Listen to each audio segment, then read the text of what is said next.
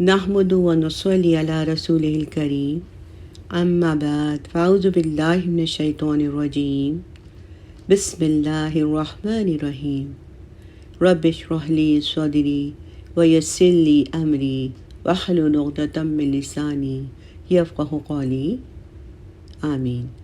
اللہم زینا بزینۃ الایمان واجعلنا ھداۃ مہتدین۔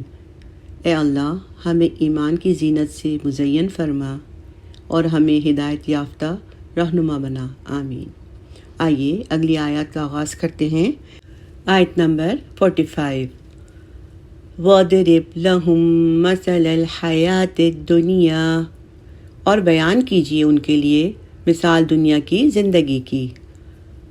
كَمَاءٍ أَنزَلْنَاهُ مِنَ السَّمَاءِ فَاخْتَلَطَ بِهِ نَبَاتُ الْأَرْضِ، جیسے کہ پانی ہم نے اتارا اسے آسمان سے، پھر اس کے ساتھ مل جل کر نکل آیا زمین کا سبزہ۔ فَأَصْبَحَ هَشِيمًا تَذْرُوهُ الرِّيَاحُ، پھر وہ ہو گیا چورا چورا، اڑائے پھرتی ہیں اسے ہوائیں۔ وَكَانَ اللَّهُ عَلَى كُلِّ شَيْءٍ مُقْتَدِرًا، اور اللہ ہر چیز پر قدرت رکھنے والا ہے بے شک۔ اس آیت کریمہ میں اللہ تعالیٰ نے دنیا اور اس کی نعمتیں جو ناپائیدار ہیں یعنی بے ثبات ہیں، ان کو مثال سے واضح کیا ہے کہ دنیا اپنی خوش رنگی اور زوال پذیر ہونے میں بارش کی اس پانی کی بوند کی مانند ہے جسے اللہ سبحانہ تعالیٰ آسمان سے نازل فرماتے ہیں اور جس کی وجہ سے زمین کے پودے لہلہاتے ہیں۔ اس طرح پودے کے اگنے، سبزے کے اگنے، اس کی نشو و نما پانے اور پھر خشک ہو کر پتوں کے ٹوٹ پھوٹ ہونے اور بالآخر بھس بننے کے بعد جو ہوائیں ان کو چورا چورا کر کے اڑاتی پھرتی ہیں۔ تو یہ جو عمل ہے، اس عمل کو انسانی زندگی کی مشاہبت کے بنا پر یہاں بیان کیا گیا ہے کہ بارش کے برستے ہی زمین سے طرح طرح کے پودے نکلنا شروع ہو جاتے ہیں، طرح طرح کے نباتات نکل آتے ہیں، پھر دیکھتے ہی دیکھتے زمین سرسبز اور شاداب ہو جاتی ہے۔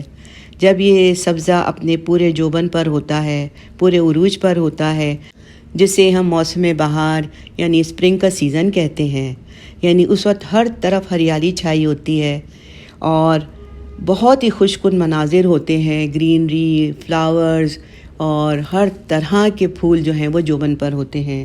پھر جلدی اس پر زردی چھانے لگتی ہے اور یہ جو لہلاتا ہوا سبزہ ہے آہستہ آہستہ خشک ہو کر اور مرجھا جاتا ہے۔ مرجھا جانے کے بعد یہ چورا چورا ہو جاتا ہے، بھس کا ڈھیر بن جاتا ہے اور پھر اس کو ہوائیں اڑاتی پھرتی ہیں اور زمین پھر سے چٹین میدان کی صورت اختیار کر لیتی ہے۔ سبزے یا کسی فصل کے اگنے، بڑھنے اور خشک ہونے کا یہ جو ٹائم ہے، دورانیہ ہے، یہ کچھ چند ہفتے ہوتا ہے یا چند مہینے ہوتا ہے۔ تو اس کی اصل حقیقت اور کیفیت بس یہی ہے۔ اب اس مثال پر غور کیا جائے تو پتہ چلتا ہے کہ بالکل یہی کیفیت انسانی زندگی کی بھی ہے۔ جس طرح پودوں کی زندگی کا آغاز آسمان سے بارش کے برسنے سے ہوتا ہے، اسی طرح روح کے نزول سے بھی انسانی زندگی کا آغاز ہوتا ہے۔ انسانی روح کا تعلق عالم امر سے ہے، جیسے کہ اللہ سبحانہ تعالیٰ سورہ بنی اسرائیل آیت نمبر 85 میں فرماتے ہیں، قُلِ الرُّوحُ مِنْ أَمْرِ رَبِّي، آپ صلی اللہ علیہ وسلم کہہ دیجئے کہ روح میرے رب کے حکم سے ہے۔ جب ایک بچے کے جسم میں روح پھونکی جاتی ہے، پھر وہ بچہ دنیا میں آتا ہے، خوشیاں منائی جاتی ہیں، وہ جوان ہوتا ہے، طاقتور ہوتا ہے، اس کی تمام صلاحیتیں ہیں جو عروج پر ہوتی ہیں، اسے صلاحیتیں دکھانے اور جوہر دکھانے کا موقع ملتا ہے۔ وہ اپنے آپ کو اتنا طاقتور سمجھتا ہے کہ وہ سمجھتا ہے کہ میں دنیا کو مسخر کر لوں گا۔ پھر آہستہ آہستہ کیا ہوتا ہے کہ وہ اڈھیر عمر کو پہنچتا ہے، جسم اور اس کی صلاحیتیں روز بروز کم ہونے لگتی ہیں، بالوں میں سفیدی آ جاتی ہے، چہرے پہ جھڑیاں پڑ جاتی ہیں، موت وارد ہوتی ہے، قبر میں اتارا جاتا ہے اور مٹی میں مل کر مٹی ہو جاتا ہے۔ یہ ایک لائف سائیکل ہے۔ اس کا جو دورانیہ ہے مختلف افراد کے ساتھ مختلف ہے۔ کسی کا زیادہ ہے تو کسی کا کم ہے، لیکن انسانی زندگی کے آغاز اور انجام کی بس یہی ایک حقیقت ہے۔ چنانچہ انسان کو یہ بات کسی بھی وقت نہیں بھولنی چاہیے کہ میں دنیا میں جتنا بھی وقت میں گزار رہا ہوں، یہ وقت میرے لیے امتحان ہے، اور جسے ہر انسان اپنے اپنے انداز سے گزار رہا ہے۔ چونکہ ان آیات میں فانی دنیا کی جو مثال ہے بہت واضح ہے کہ یہ دنیا فانی ہے، یہ ختم ہونے والی ہے، اور یہ چیزیں جو ہیں وہ زوال پذیر ہیں، تو اسی لیے اللہ سبحانہ تعالیٰ نے قرآن کریم میں اسے کئی مقامات پر بیان فرمایا ہے۔ جیسے سورہ یونس آیت نمبر 24 میں فرمایا، بے شک دنیاوی زندگی کی مثال اس پانی کی سی ہے جسے ہم آسمان سے بھیجتے ہیں، جو زمین کے ان پودوں کے ساتھ مل جاتا ہے جنہیں لوگ اور چوپائے کھاتے ہیں۔ اسی طرح سورہ زمر آیت نمبر 21 میں فرمایا، کیا آپ نے نہیں دیکھا کہ اللہ تعالیٰ آسمان سے پانی اتارتا ہے اور اسے زمین کی سوتوں میں پہنچاتا ہے، پھر اسی کے ذریعے مختلف قسم کی کھیتیاں اگاتا ہے۔ سبحان اللہ۔ آیت نمبر 46، المال والبنون زینت الحیات الدنیا، مال اور بیٹے دنیاوی زندگی کی زینت ہیں۔ اس صورت میں دنیاوی زندگی کی زیب و زینت کا ذکر یہاں تیسری مرتبہ آیا ہے، لہٰذا یہ حقیقت ہر وقت ہمارے ذہن میں رہنی چاہیے کہ یہ زندگی اور دنیاوی مال و متاع سب عارضی ہے۔ یہاں کے رشتے ناطے اور تمام تعلقات بھی یہاں کی 4 روزہ زندگی تک محدود ہیں۔ انسان کی آنکھ بند ہوتے ہی تمام رشتے اور تعلقات منقطع ہو جائیں گے، اور اللہ کی عدالت میں ہر انسان کو تنہا پیش ہونا ہے۔ وہاں نہ باپ نہ اولاد کوئی کام نہیں آئے گا، نہ کوئی مدد کرے گا، نہ بیٹا نہ والدین کوئی سہارا نہیں دے گا، نہ بیوی شوہر کا ساتھ دے گی نہ شوہر بیوی کا۔ اس دن کے محاسبے کا سامنا ہر شخص کو اکیلے کرنا ہے، یعنی اس دن جو حساب کتاب ہوگا وہ اکیلے ہر شخص کو خود ہی دینا ہے۔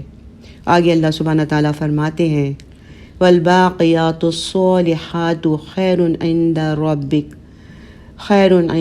ربک ثوابا وخیر املا، اور باقی رہنے والی نیکیاں بہت بہتر ہیں تیرے رب کے نزدیک، ثواب کے لحاظ سے بھی اور امید کے اعتبار سے بھی۔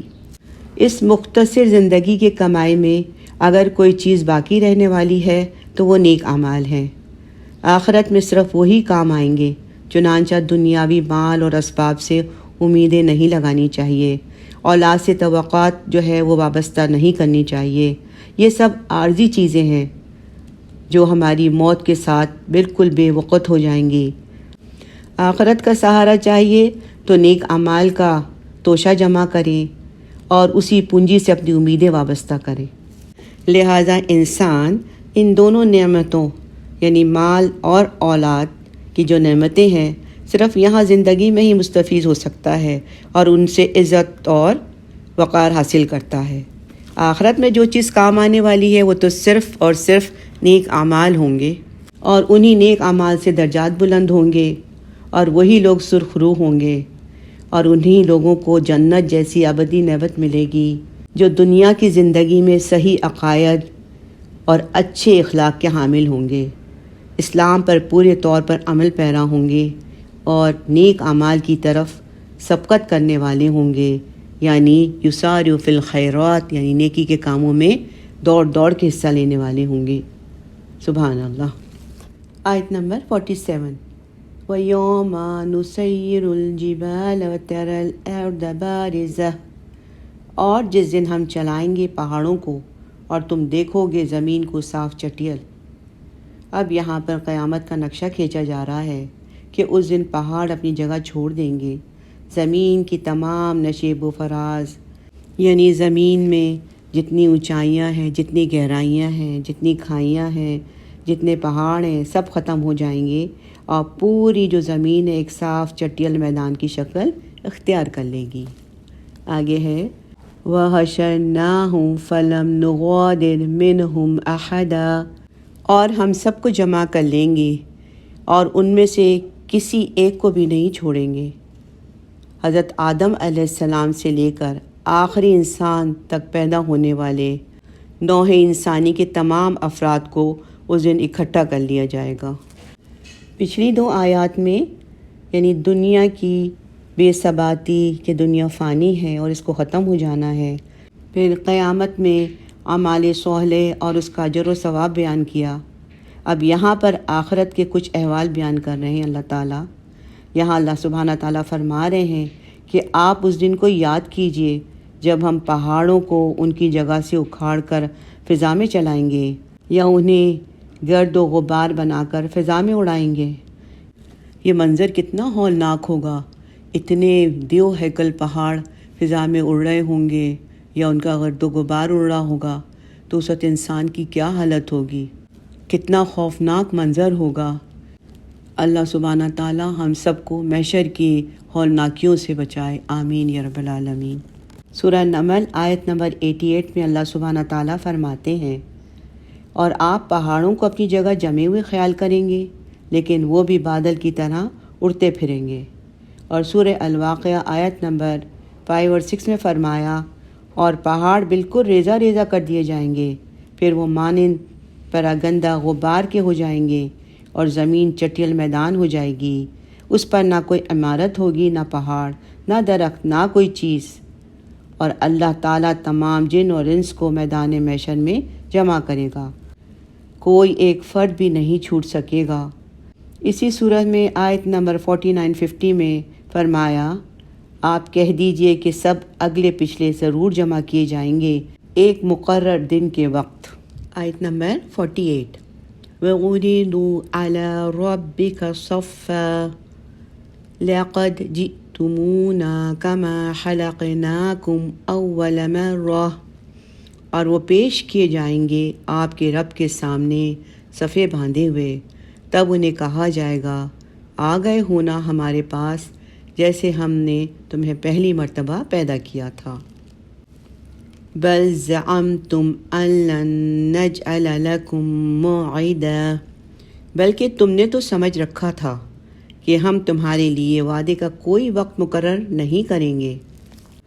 جیسے پچھلی آیات میں اللہ تعالیٰ نے قیامت کی ہولناکیوں کا ذکر کیا تھا کہ اس دن تعجب خیز بڑے بڑے کام ہوں گے، جیسے آسمان پھٹ جائے گا، پہاڑ اڑ جائیں گے، گو تم یہ دیکھتے ہو کہ وہ جمے ہوئے ہیں لیکن اس دن تو بادلوں کی طرح وہ تیر رہے ہوں گے، آخر روئی کے گالوں کی طرح ہو جائیں گے، زمین صاف چٹیل ہو جائے گی جس میں کوئی اونچ نیچ نہیں رہے گی، نہ اس میں کوئی مکان ہوگا نہ چھپڑ، ساری مخلوق بغیر آڑ کے اللہ کے سامنے روبرو ہوگی، کوئی بھی مالک سے کسی جگہ چھپ نہیں سکے گا، کوئی جائے پناہ یا سر چھپانے کی جگہ نہ ہوگی، کوئی درخت، کوئی پتھر، گھاس پھوس دکھائی نہیں دے گا، تمام اول اور آخر کے لوگ جمع ہوں گے، کوئی چھوٹا بڑا غیر حاضر نہیں ہوگا، اگلے پچھلے تمام لوگ جمع کیے جائیں گے، اور اس دن سب لوگ اللہ کے سامنے حاضر ہوں گے، سب موجود ہوں گے،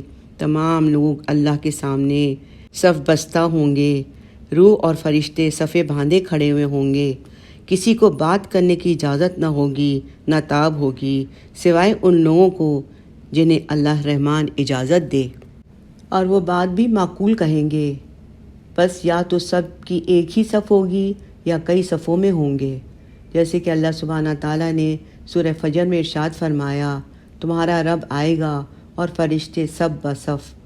وہاں منکرین قیامت یعنی جو قیامت کو نہیں مانتے ہیں اور قیامت کے آنے سے منکر ہیں، ان سب کو سامنے لایا جائے گا، ڈانٹ ڈپٹ ہوگی کہ دیکھو جس طرح ہم نے تمہیں اول بار پیدا کیا تھا اسی طرح دوسری بات پیدا کر کے اپنے سامنے کھڑا کیا، اس سے پہلے تو تم اس بات کو مانتے ہی نہ تھے۔ اے انکار کرنے والو، تم تو سمجھ رہے تھے کہ ہم نے تمہیں دوبارہ زندہ کرنے اور تمہارے حساب اور کتاب اور جزا اور سزا کا کوئی وقت مقرر نہیں کیا، اسی لیے دنیا میں اپنی منمانی کرتے تھے اور ہماری اطاعت اور بندگی سے غافل تھے، اب اپنے کیے کا مزہ چکھو۔ آیت نمبر 49، وَوُضِعَ الْكِتَابُ، اور رکھ دیا جائے گا اعمال نامہ۔ یہ پوری بنی نوع انسان کے ایک ایک فرد کی زندگی کے ایک ایک لمحے اور ایک ایک عمل کی تفصیل پر مشتمل ریکارڈ ہوگا۔ ایسا لگتا ہے یہ ایک بہت بڑا کمپیوٹرائز سسٹم ہوگا جو میدان محشر میں لا کے رکھ دیا جائے گا۔ آج سے 100 سال پہلے ایسی تفصیلات کو تسلیم کرنے کے لیے ہمیں صرف ایمان بالغیب کا سہارا کرنا پڑتا تھا، مگر آج کے دور میں اس پر کچھ یقین کرنا مشکل نہیں بلکہ بہت آسان ہو گیا ہے۔ آج ہم انسان کے بنائے ہوئے کمپیوٹرز کے کمالات اپنی آنکھوں سے دیکھ رہے ہیں اور اپنی معمولات زندگی میں اس سے فائدہ اٹھا رہے ہیں، اور یوں سمجھنے کہ یہ تو اب ضرورت زندگی بن گیا ہے، اور ایک چھوٹی سی چپ میں مفصل معلومات پر مشتمل ریکارڈ اپنی آنکھوں سے دیکھتے ہیں، تو ہمیں اللہ سبحانہ تعالیٰ کی ڈیٹا بیس کتاب کے بارے میں کوئی شک نہیں رہ جاتا۔ اس میں کس طرح ایک ایک فرد کی ایک ایک حرکت کی ریکارڈنگ محفوظ ہوگی، اور پلک جھپکنے کی دیر بھی نہیں لگے گی کہ اس کا پرنٹ اس شخص کے ہاتھ میں تھما دیا جائے گا۔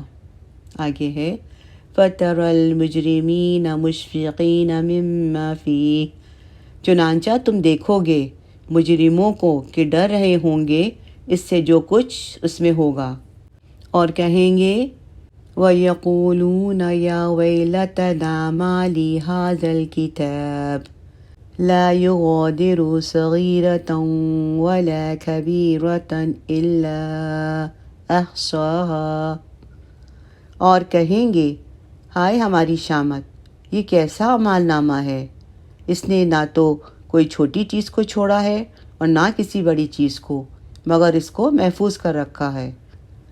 وَوَجَدُوا مَا عَمِلُوا حَاضِرًا وَلَا يَظْلِمُ رَبُّكَ أَحَدًا، اور وہ پائیں گے جو عمل بھی انہوں نے کیا ہوگا اسے موجود، اور آپ کا رب ظلم نہیں کرے گا کسی پر۔ بے شک قیامت کے دن بندوں کے اعمال کی کتابیں اللہ کے سامنے لائی جائیں گی، اور ہر شخص کو اس کا اعمال نامہ اس کے ہاتھ میں دیا جائے گا، مومن کو اس کے دائنے ہاتھ میں اور کافر کو اس کے بائیں ہاتھ میں، جس میں ہر چھوٹا بڑا کھلا چھپا عمل لکھا ہوگا۔